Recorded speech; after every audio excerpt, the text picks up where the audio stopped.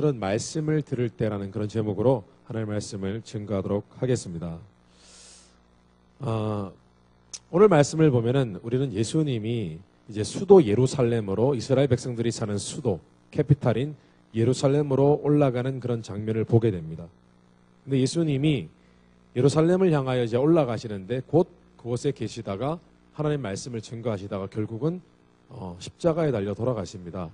그런데 오늘 장면은 어떤 장면이 나오냐 하면은 예수님이 예루살렘 성 앞까지 바로 앞까지 가셔서 가셨다가 또 성 안으로 들어가서 예루살렘에 있는 하나님의 성전, 예배를 드리는 성전, 그 성전까지 들어가는 그 장면까지 나와 있습니다.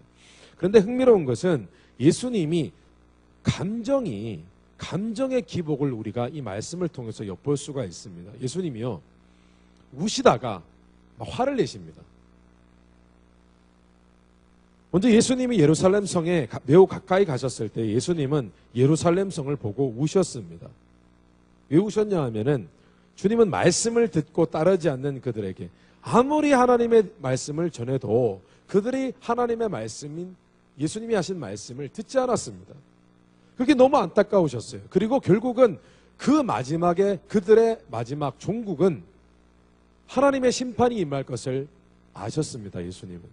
그래서 예수님 너무 마음이 아프셨어요. 이들이 이 성에 있는 하나님의 백성이라고 하는 사람들이 내 말을 듣고 내 복음을 듣고 돌아오면 나를 따르면 그들이 심판을 받지 않을 텐데 예수님은 이들이 예수님을 거절하고 예수님이 하신 말씀을 듣지 않고 심판받을 것에 대해서 너무나 마음이 아프셨습니다. 그리고 예수님이 또 예루살렘 성으로 들어가셔요. 들어가시는데 들어가셔서 이제 성전으로 갑니다. 성전으로 들어갔습니다. 성전에 들어가니까 예배드리는 성전을 방문하실 때 막 화를 내셨습니다. 물론 예수님이 화를 내신 것은 단순히 감정의 기복이 있으셔서 감정이 상해서 화를 내신 것이 아니라 그 화는 의분이었습니다. 의로운 분노, 이유가 있는 분노셨습니다.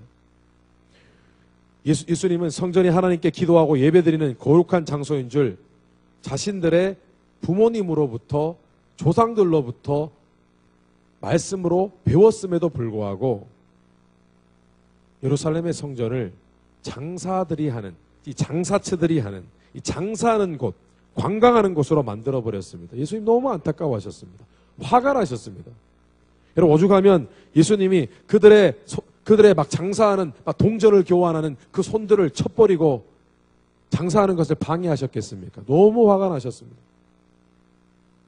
그래서 예수님이 또 이렇게 화를 내시고 안타까워하신 이유는 이 성전도 곧 하나님의 심판으로 완전히 무너질 것을 예수님이 아셨기 때문입니다.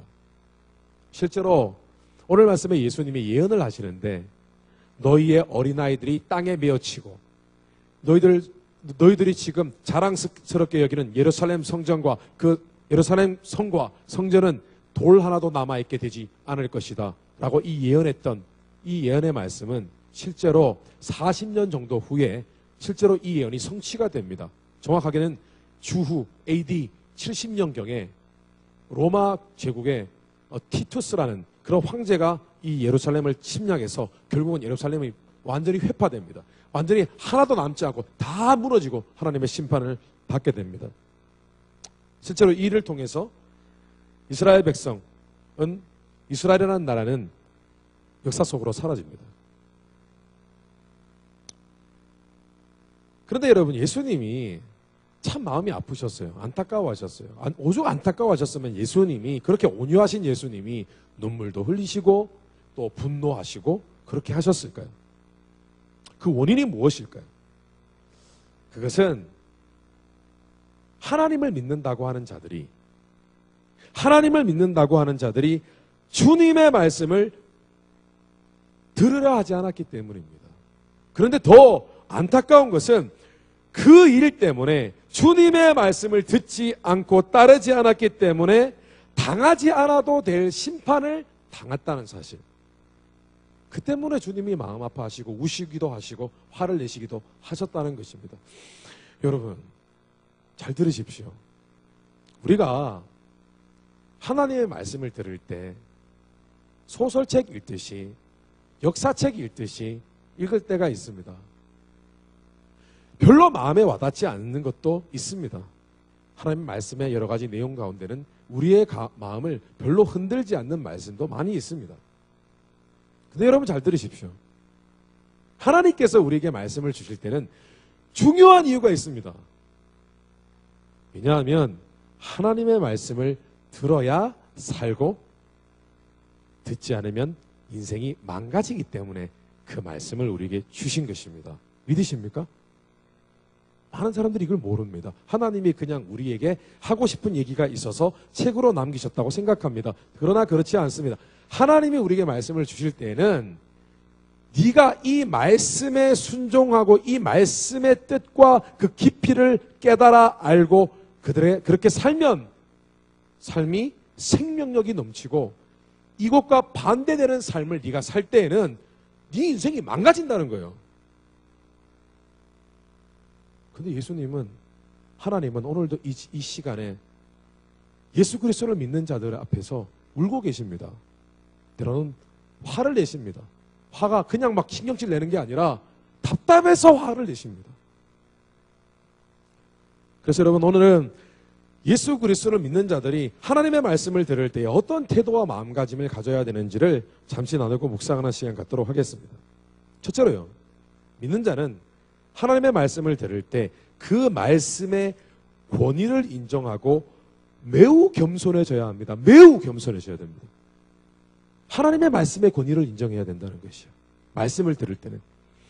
오늘 말씀에 자세히 보면 예수님이 복음을 전하실 때에 예수님이 전하신 말씀과 그 말씀을 전하신 방법, 그것을 간략하게 묘사하고 있는 구절이 있습니다. 바로 42절입니다. 여러분 성경 구절 한번 찾아보십시오. 42절에 조금 이해할 수 없는 그런 내용이 담겨져 있습니다. 예수님이 이런 말씀을 하셨습니다. 예루살렘을 보고 막 우시면서 이렇게 말씀하셨습니다. 너도, 이 너라는 것은 이렇게 좀 사람처럼 이렇게 얘기하는 것처럼 표현했는데, 이 너라는 것은 예루살렘과 예루살렘에 사는 유대인들을 얘기하는 것입니다. 하나님을 믿는 유대인들을 얘기하는 것입니다.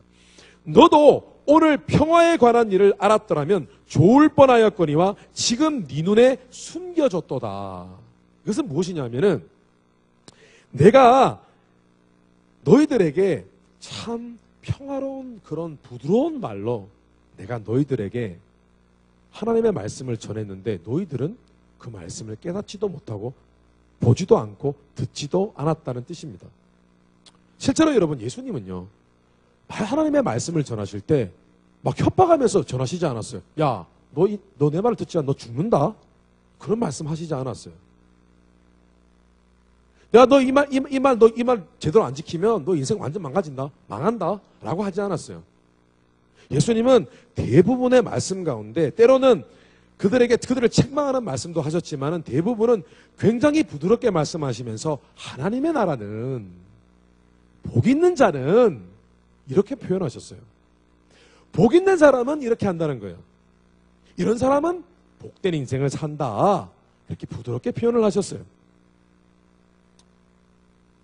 그러나 예수님의 말씀을 들은 사람들의 대부분의 사람들은 예수님이 부드럽게 말씀하실 때 그 말씀을 무시했어요. 듣지 않았어요. 참 사람 심리가 참 이상합니다. 사람이 뭔가 막 협박하고 강압적으로 하면 잘 듣는데 좋은 말 하면 듣지도 않아요.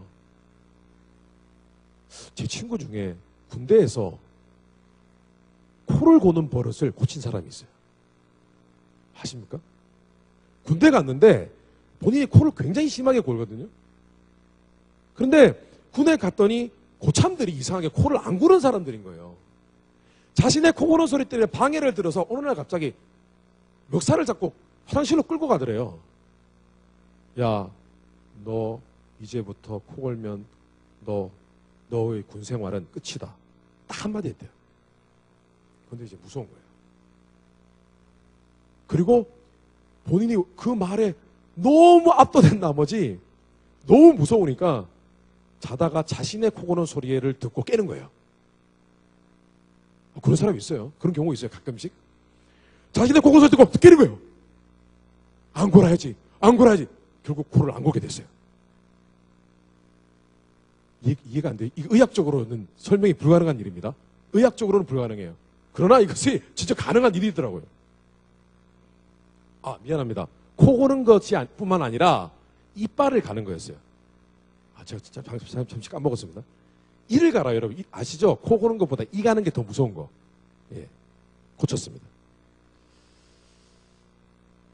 여러분, 참 이상합니다. 예수님의 말씀은 하나님의 말씀을 대언하신 것인데, 하나님 아버지의 말씀을 들고 오신 것인데, 예수님이 표현은 평화롭게 하셨어요. 오늘 말씀, 너희가 평화의 일을 알았더라면, 너희가 내 말을 들었으면 너희들이 복받았을 텐데 너희들이 듣지 않았다고 하셨거든요. 표현하신 방법도 평화롭게, 부드럽게, 그리고 그 말씀을 때로는 책망하는 말씀도 하셨지만은 결국은 그 말씀이 평화의 말씀이었어요. 왜냐하면 너희들이 이 말을 들으면 복받고 결국은 너의 삶이 좋아지고, 그렇게 되면 너의 삶과 하나님과의 관계도 너무너무 좋아진다는 거예요. 예수님은 평화의 그런 모습으로 하나님의 말씀을 증거하셨어요. 그런데 예수님이 이렇게 부드럽게 말씀하실 때 그들을 외면했어요. 왜 외면했냐 하면은 그들은 좋은 얘기 듣고 흘려버렸어요. 더 예수님의 말씀을 듣지 않은 이유는 예수님이 하나님이 보내신 분, 예수님이 말씀이 바로 하나님의 권위를 갖고 있는 말씀이라는 사실을 그들이 잊었기 때문이에요. 이해하지 못했기 때문입니다. 여러분, 많은 부모님들이 장난꾸러기 아이들에게 이런 말을 할 때가 있습니다. 막 웃는 표정인데요. 웃는 게 아닌 표정 있잖아요. 그 표정 지으면서 아이에게 좋게 말할 때 들어 하잖아요. 좋은 말할 때 들어 라고 표현합니다. 근데 눈치 빠른 아이들은 그것이 엄마가 주는 마지막 기회라는 것을 알아요. 그죠? 그래서 잘 대처를 합니다. 그러나 그 말을 듣지 않았을 때 철없는 아이들은 그 말을 듣지 않습니다. 왜냐하면은 엄마의 그 웃는 표정 뒤에 감춰진 엄마의 말씀은 곧 이루어지리라 라는 그 말씀의 권위와 무게감을 모르기 때문이에요. 왜냐하면 엄마가 너 좋은 말 할 때 들어, 안 그러면 맞는다 라고 했으면 맞는 거거든요. 그런데 그 말이 곧 이루어진다는 그 말이 얼마나 대단하고 그 말이 이루어진다는 그 말의 무게감과 권위를 모르는 거예요, 아이는. 그러니까 매를 벌죠. 예수님 당시 유대인들과 마찬가지로 오늘날 많은 크리스찬들이 부드럽고 온유한 성경 말씀 뒤에 감춰진 하나님의 권위와 그 하나님의 존엄하신 말씀의 무게감을 이해하지 못하는 사람들이 참 많아 보입니다. 참 많아 보여요. 말씀을 들으니까 쉬워요, 재밌어요, 즐거울 때도 있어요, 기쁠 때도 있어요. 그러나 그 말씀 뒤에 감춰진 그 말씀을 주신 하나님의 권위를 보는 눈이 믿는 자들에게는 있어야 한다는 것입니다. 오늘날 교회들이 세상과 타협하고 기독교 정신으로 세워진 이 미국이 동성결혼을 합법하게 된 그 배경이 뭔 줄 아십니까? 그것은 바로 하나님의 말씀의 authority, 권위를 그들이 보지 못하기 때문이에요. 여러분, 하나님의 말씀은 권위를 갖고 있습니다. 하나님의 계시된 말씀은, 성경은 동성애를 악한 죄라고 못 받고 있습니다. 심지어 그 죄에서 회개하고 돌이키지 않으면 천국에 들어갈 수 없다고 신약 성경에 분명히 말씀하고 있습니다. 그런데 문제는 하나님을 믿는다고 하는 사람들이 무엇을 주장하느냐 하면은 그것을 받아들이지 않는 것입니다. 뭐냐 하면은 하나님의 말씀보다는, 하나님의 말씀의 권위보다는 내 생각의 권위가 더 높다는 것입니다. 그 얘기는 뭐냐? 다시 한번 바꿔 얘기하면 교만하다는 얘기입니다. 크리스찬의 모든 믿음의 근거는 하나님의 계신 말씀에 근거합니다. 그리고 실제로 말씀이 곧 하나님이요 예수 그리스도라고 증거하고 있습니다. 성경은. 요한복음 1장 14절에 말씀이 육신이 되어 우리 가운데 거하심에 우리가 그의 영광을 보니 아버지의 독생자의 영광이요 은혜와 진리가 충만하더라. 참 신비로운 말씀이 있습니다. 말씀이 육신이 되었대요. 말씀이. 이것은 여러분 어떤 표현이냐 하면은 하나님은 곧 말씀이요. 그 말씀으로 우리에게 보여주셨던, 우리에게 천사나 선지자들을 통해서 그 말씀을 통해서 자신을 드러내셨던 그 하나님이 오늘날 사람의 몸을 입고 오셔서 예수 그리스도가 되셨다는 것입니다. 그런데 그 예수 그리스도가 또 우리에게 복음의 말씀을 전해주셨다는 것입니다. 이게 무슨 얘기냐면 말씀이라는 거예요. 너희가 듣는 말씀이 그냥 교훈이 아니라 하나님의 말씀이고 그 하나님의 말씀이 권위가 있다는 것입니다. 그러므로 성경 말씀의 권위를 인정하는 것은 곧 예수 그리스도를 믿고 그 하나님의 권위를 인정해 드리는 것과는 동일한 것입니다. 이런 말씀의 권위를 인정한다는 게 뭘까요? 말씀의 권위를 인정한다. 그럼 옛날의 왕들은요, 자신이 직접 친필로 쓴 자신의 명령을 두루마리에 적습니다. 뭐 이렇게 적잖아요. 한국은? 조선은 뭐 옛날에? 거기다가 왕의 도장을 찍습니다. 그리고 난 다음에 그것을 보냅니다. 그런데 참 놀라운 것은 왕의 필서를, 왕의 조서를 받은 사람들은 그 왕의 하신 그 명령을 읽을 때에 그 옆에 그 얘기를 듣고 있던 사람들은 성은이 망극하여이다 라고 반응을 합니다. 왜 그런 반응을 합니까? 왕이 한 말은 왕과 동일하기 때문입니다. 그렇게 생각을 하는 거예요. 왕이 한 말은 왕과 동일하게 취급을 하는 것이에요. 여러분, 이것이 바로 하나님의 말씀의 권위를 인정하는 것입니다. 참 이상합니다. 어느새 우리는 그런 권위에 대한 존경과 권위 앞에 겸손한 마음을 잊어버렸습니다. 이 시대가 그런 시대입니다. 왕의 시대가 아니기 때문에. 그러나 하나님의 말씀을 받을 때 우리는 하나님의 권위를 인정해야 됩니다. 그 말씀이 진리이며 그 말씀을 따르고 순종하는 것이 곧 생명이다라는 사실을 확실히 내 심령 가운데 믿어야 하는 거예요. 아, 하나님의 말씀이 생명이구나.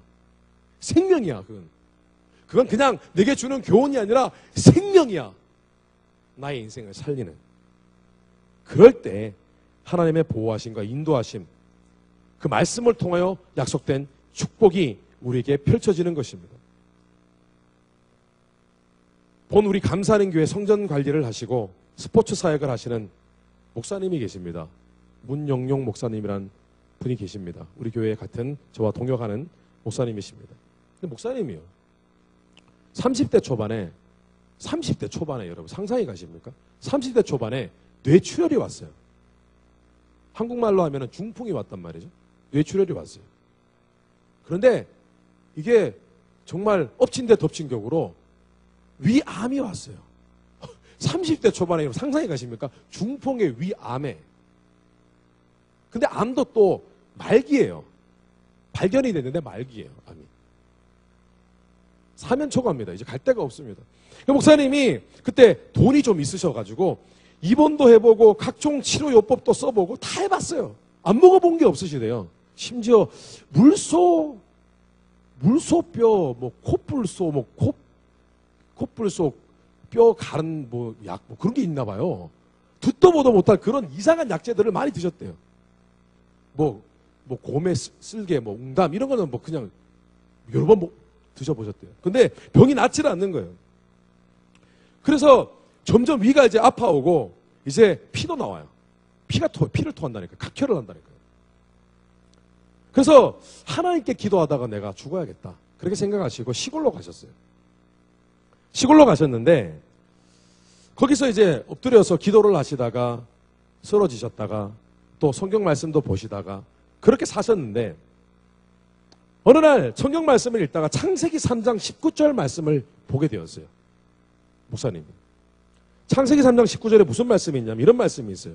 네가 흙으로 돌아갈 때까지 얼굴에 땀을 흘려야 먹으리니 네가 그것에서 취함을 입었음이라 너는 흙이니 흙으로 돌아갈 것이니라 하시니라. 원래 이 말씀은요, 아담과 하와가 죄를 지었을 때에 땅으로부터 저주를 받아서 그 전에는 땅이 저주받기 전에는 그냥 뭐 음식이 너무 열매나 이런 것들이 너무 많아서 일하지 않아도 먹을 수 있었는데 이제 땅이 저주를 받아서 가시와 엉겅퀴를 내고 그 바람에 사람이 땀을 흘려야 이제 먹고 살 수 있게 되었다. 그런 뜻입니다. 사실 저주거든요. 그런데 목사님이 이 말씀을 딱 읽는 순간 어떻게 깨달으셨냐면은, 그래, 내가 먹고 살기 위해서는 얼굴에 땀을 흘려야 하는구나. 이것이 구약시대의 당시에는 저주였지만 이제 그 이후에 사는 모든 사람들에게는, 모든 죄 지은 사람들에게는 붙들고 살아가야 할 하나님의 원리이며 하나님의 명령이구나. 아, 내가 만약에 이 원리대로 얼굴에 땀을 흘리면 내가 살겠구나. 마음에 확신이 왔대요. 여러분, 우리가 이 말씀을 들을 때 과연 이 말씀에 여러분 은혜 받는 사람이 있습니까? 이 말씀이 정말 믿어지는 사람이 있고 이 말씀이 정말 하나님의 권위가 있기 때문에 이 말씀대로 하면 뭔가 해프닝이 일어난다고 생각하는 사람 잘 있습니까? 없죠. 근데 목사님은 이 말씀을 읽고 창세기 3장 17절을 읽고 말씀을 막 보다가, 그래, 이거는 하나님의 권위 있는 말씀이니까 내 삶에 그대로 이루어질 것이다 라고 생각했대요. 그리고 그때부터 이제 뛰기 시작하는 거예요. 산을 뛰기 시작하는 거예요. 뛰는데 처음에는 10발자국 못 움직여요. 몸이 움직이지지 않아요. 왜냐하면 뇌출혈이 있어가지고 몸이 움직이지지 않아요. 10발자국, 20발자국, 30발자국, 100발자국. 점점 뛰기 시작하는 거예요. 몸에 땀이 날 때까지. 여러분, 위에 위암이 있었는데 무엇을 드셨겠어요? 먹은 게 없으니까 땀이 안 나죠. 그런데 땀이 날 때까지, 한 방울이라도 날 때까지 뛰는 거예요. 그런데 1년이 지났습니다. 2년이 지났어요. 3년이 지났어요. 7년, 10년 지났는데 안 죽어요. 안 죽더래요. 그런데 어느 날 갑자기 마음에, 나 죽지 않겠구나. 겨울에, 어느 날 눈 내리는 겨울에 뛰는데, 산을 막 뛰는데 갑자기 산속에서 꽃을 봤대요. 산속에 눈이 오는데 눈 사이에 꽃이 핀 거야. 그걸 딱 보면서 내가 살겠구나. 마음에 확신이 왔대요. 하나님이 그런 감동을 주셨대요.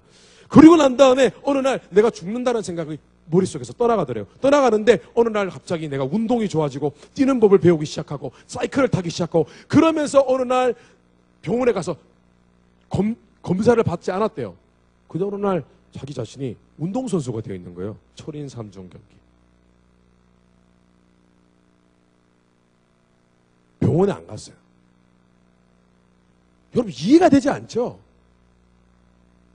저는 이것이 운동의 힘이라고 생각하기보다는 하나님의 말씀의 권위를 붙든 사람에게 일어난 기적이라고 믿습니다. 아멘?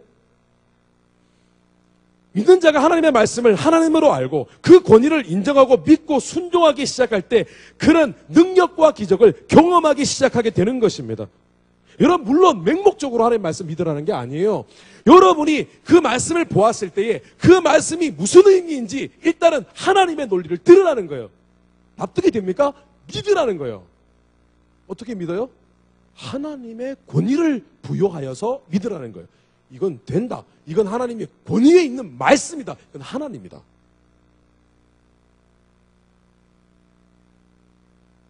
여러분 가운데 스트레스로 인해서 불면증 갖고 계신 분 있으십니까?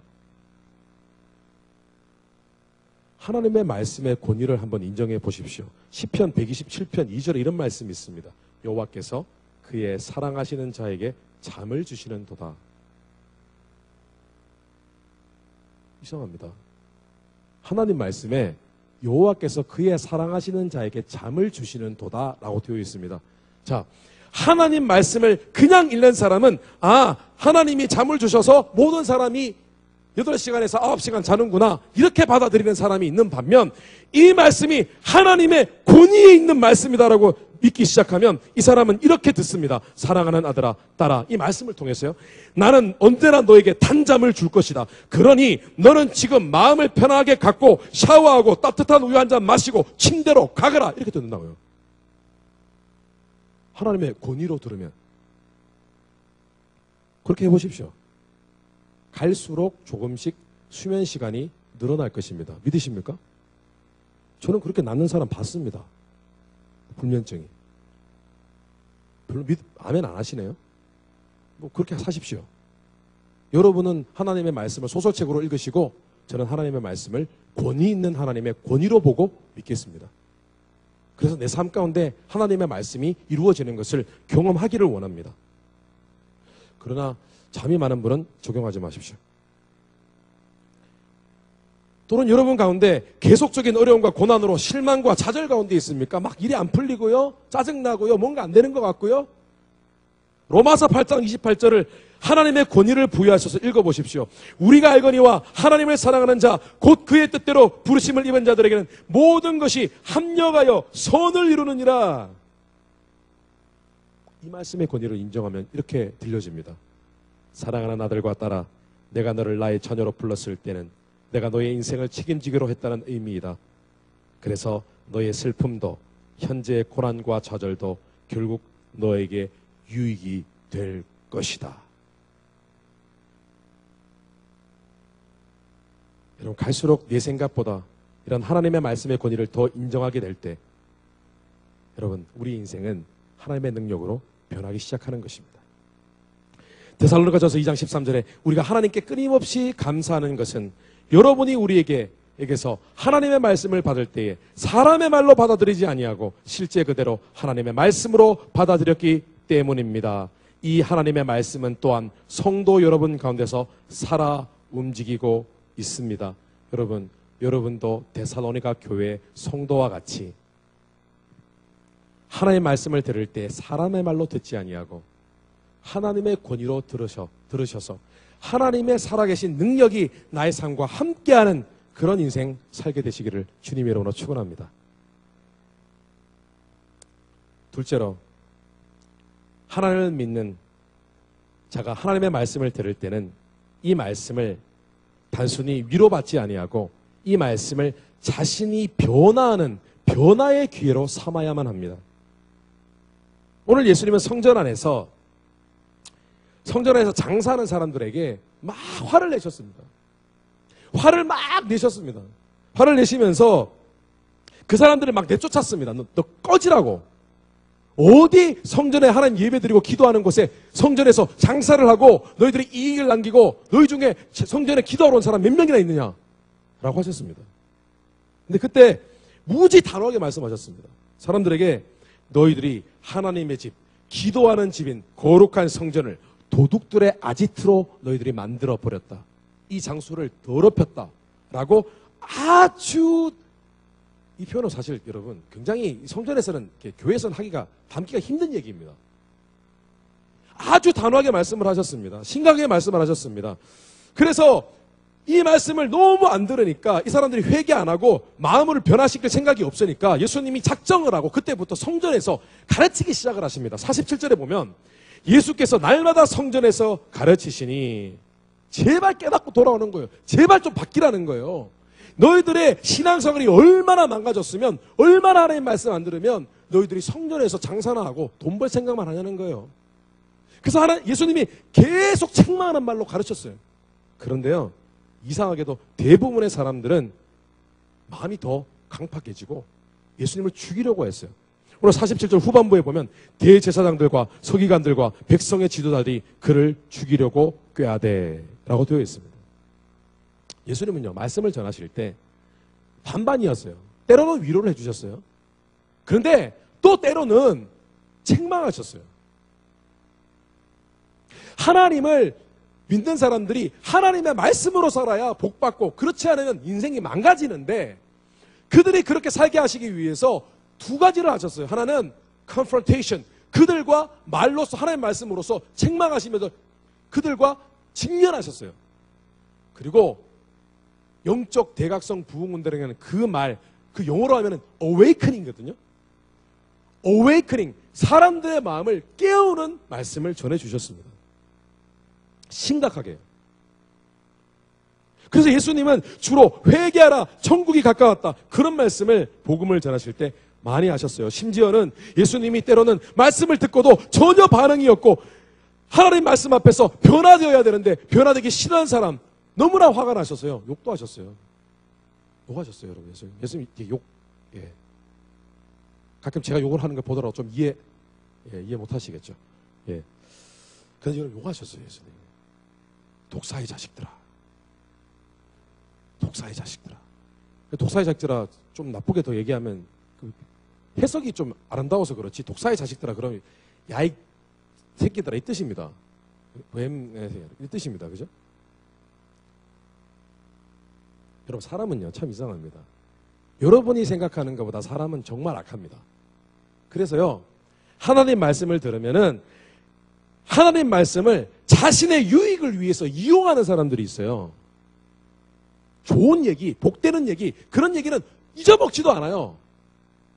그리고 좀 내가 지키기 편하고 하면은 좀 잘 될 것 같은 말씀은 그냥 막 이용해서 막 해요. 그리고 자신이 현재하고 있는 하나님이 기뻐하시지 않는 일들도 어떻게 말씀을 어떻게 자기 멋대로 해석을 해가지고 그걸 합리화시키는 게 사람이에요. 그죠? 합리화시켜요. 막 어디 좀 그런 말씀은 없을까? 내 삶을 좀 이렇게 위로해주는 그런 말씀, 뭔가 좀 내 삶을 합리화시키는 말씀이 없을까? 막 찾아냅니다. 그래서 가끔씩 이상한 엉뚱한 말씀을 찾아내요. 그 얘기 아닌데. 뿐만 아니라 사람은 자신에게 용기와 위로를 주는 말씀만 듣고 자신의 마음을 찌르고 자신을 변화시킬 만한 말씀에는 한 귀로 듣고 한 귀로 흘립니다. 여러분, 크리스천들이 가장 듣기 선호하는 설교 주제가 뭐죠? 고난, 고통입니다. 고난과 고통에 대한 설교를 듣기 시작하면 사람들이 마음이 막 자기 연민이 느껴집니다. 자기를 막 동정합니다. 그래, 나는 참 불쌍해. 나는 그래, 은혜가 필요해. 나는 위로가 필요해. 막 자기 연민을 합니다. 그런데 그때 갑자기 하나님의 사랑과 하나님의 은혜에 대해서 빵 터뜨려주면 사람들이 하나님 나를 사랑하시는구나. 하나님이 나 이렇게 부족한 모습 아무렇게나 마음대로 사는 모습 다 들고 나가도 하나님이 다 받아주시는구나. 할렐루야. 그리고 집에 갑니다. 그래서 삶에 아무 변화가 없어요. 삶에 하나님의 역사가 없어요. 하나님의 말씀이 주시는 그 약속은 이루어지지 않아요. 그런데 위로만 받아요. 위로만 받고 와요. 자기 만족, 자기 유익. 물론 때로는 하나님의 은혜를 되새기고 말씀으로 위로받아야 할 때가 필요합니다. 그러나 여러분, 하나님의 말씀의 목적은 위로가 아니에요. 디모데전서 말씀 보면은 하나님의 말씀의 목적이 그렇게 나와 있지 않아요. 한번 보세요, 여러분. 들어보세요. 하나님의 말씀. 모든 성경은 하나님의 감동으로 된 것으로 교훈과 책망과 바르게 함과 의로 교육하기에 유익하니 이는 하나님의 사람으로 온전하게 하며 모든 선한 일을 행할 능력을 갖추게 하려 함이라. 여러분, 하나님의 말씀의 목적 가운데, 그 이유 가운데 위로가 있어요? 없잖아요. 읽어보세요. 하나님이 우리에게 말씀을 주신 목적은 위로가 아니에요. 위로가 없잖아요. 뭐라고 되냐면 다시 읽어드릴게요. 교훈과 책망과 바르게 함과 의로 교육하기에 유익하니 이는 하나님의 사람으로 온전하게 변화시키며, 왜요? 말씀 듣고 자신의 사고방식과 생각과 가치관과 태도를 뜯어 고쳐야만 복받는 인생 되기 때문에. 그래서 우리가 하나님의 말씀을 들을 때 가장 중요한 태도는 내가 변해야겠구나. 내 마음이 깨트러져야겠구나. 하나님 앞에. 이것이 하나님 말씀을 듣는 제일 첫 번째 목적이 돼야 돼요. 왜냐? 사람은 고칠 게 너무 많거든요. 여러분이 아무리 예수님을 잘 믿는다 해도, 여러분 아무리 지금 봉사하고 주일 예배 안 빠지고 나온다 해도, 여러분 가만히 보세요. 여러분이 하나님의 말씀으로 변화되어야 될 것이 너무나 많이 있어요. 아직도 하나님보다 물질을 더 사랑하잖아요. 여러분, 우리가 예를 들어서 헌금에 대한 그런 말씀을 보았을 때에, 11조에 대한 말씀을 보았을 때 제일 먼저 우리가 하는 반응이 뭐예요? 그거는 구약 성경에 나오는 약속 아니야? 그거는 신약 성경, 신약 시대에 사는, 예수님 이후에 사는 우리들하고는 관계없는 거 아니야? 어디서 그런 걸 갖다 붙이 누가 가르쳤는지 모르겠어요. 11조가 신약 성경에 나와 있어요. 제가 찾아 드릴 수 있습니다. 여러분, 우리가 하나님 말씀을 들을 때에 우리 자신의 논리로 자꾸 말씀을 내가 원하는 대로 해석하거나 하지 말고, 말씀이 나를 변화시켜 달라는 그런 마음으로 말씀을 들으십시오. 오늘 이 시간도 마찬가지예요. 하나님 말씀으로 깨지고 싶습니다. 저를 깨트려 주세요. 하나님의 물질을 드리는 헌금에 대한 말씀들은 대부분 그 안에 있는 깊은 딥한 미닝이 뭐냐면은 너희가 물질을 사랑하느냐 나를 더 사랑하느냐 그걸 가르쳐 주시기 위함이에요. 하나님 돈 필요하시지 않으세요. 성경 말씀에 부자가 천국에 들어가는 것은 낙타가 바늘기로 들어가는 것보다 더 어렵다고 주님 말씀하셨어요. 뿐만 아니라 부자 청년이 어떻게 하면 구원받습니까? 했을 때 예수님이 뭘 요구하신 줄 아세요? 네 재산을 다 팔아서 나눠주고 나를 따르라. 왜냐하면 주님을 따르려면 재산을 팔아야 되거든요. 우리는 물질에 관한 말씀을 들었을 때 아직도 나를 구원하신 주님을 위해 내 삶을 드리는 것이 아니라 나는 나를 위해 살고 있구나. 내가 자꾸 내가 받을 축복만 생각하니까 항상 물질 때문에 사랑하는 이유 때문에 그 물질 때문에 항상 내 마음에 원망과 불평과 좌절이 있구나. 내가 받으려고만 했구나. 내가 이 평생 물질 문제, 하나님과 물질 둘 중에 누구를 사랑할 것인가에 대한 고민이 이 말씀을 통해서 내가 이걸 끝내야 돼. 이런 반응이 있어야 돼. 아, 내가 이 말씀으로 내가 끝장을 봐야 되겠구나. 내가 신앙, 주님이 최고다.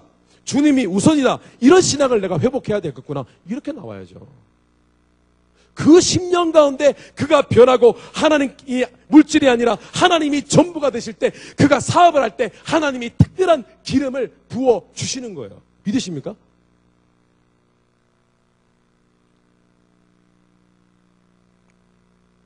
말씀을 정리하겠습니다. 오늘도요. 말씀을 전하는 사람들, 성경 말씀은 우리에게 평화롭게 다가옵니다. 너무 쉽게 다가옵니다.